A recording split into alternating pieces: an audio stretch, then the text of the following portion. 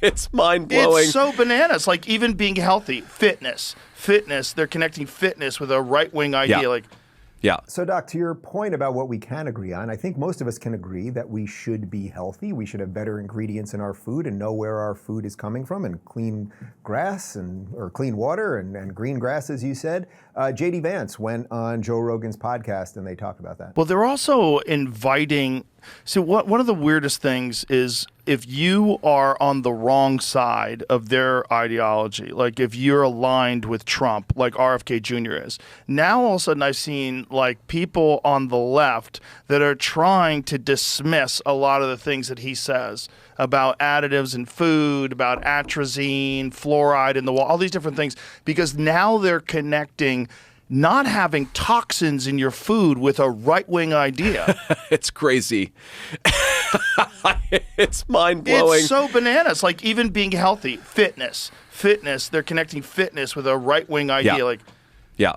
Well, and it raises one of my sort of core political beliefs is that our politics is focused on fake and distractions to distract us from the real stuff, right? And so if I'm looking at the environmental movement in the United States of America, and I don't even have like strong views on what the carbon footprint ultimately does. I'm sort of skeptical of the experts here, but I'm also skeptical of, the other side. I just don't really know what I think about this. I think it's insane to try to eliminate fossil fuels. That's kind of a belief that I have. But it's interesting that the environmental movement in America, the only thing that it talks about is the carbon footprint. And it never talks about like, oh, why do we have the highest rates of obesity in the world right now? Right? Why is it that American kids spend less time outdoors in nature than they ever have in the history of our 250-year civilization? There's this weird way in which we get distracted by the fake stuff instead of focusing on the real stuff. And I think there is a really very important environmental conversation to be had. It was interesting when one of the first things that happened when I was a senator is you had this terrible train derailment in East Palestine, Ohio. Got a lot of headlines. And it was a mistake at the time that wasn't obvious. They basically set off a few of the chemical cars, which, I mean, if you see the images, it looks like a nuclear bomb went off in East Palestine, Ohio. But it's putting vinyl chloride and all these other pollutants into the water, into the air, into the soil. And it was amazing. The environmental movement almost could not have cared less about a chemical explosion in rural Ohio that is potentially poisoning thousands of people, but they were really, really concerned about the carbon footprint of those same people. I'm sick of the distraction. I think we should focus on the real stuff. And unfortunately, it's true of the environmental policy, but it's true of a lot of other stuff. We just don't talk about the real thing.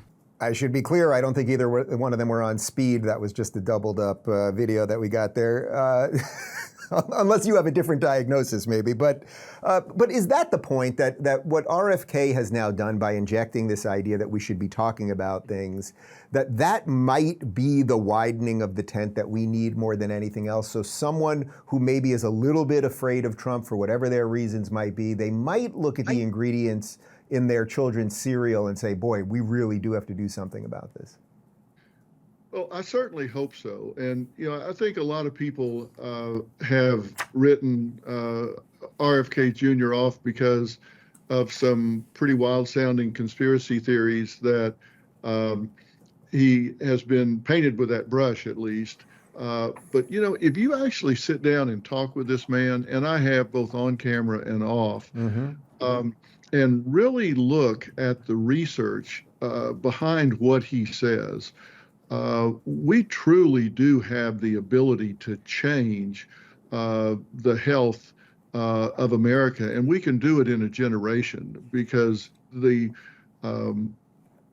actual ingredients in the food that we're eating, research tells us very strongly that this changed back in the late 80s and early 90s, and chronic diseases in children just skyrocketed to the point that we're now spending more money on managing chronic disease than I think our defense budget.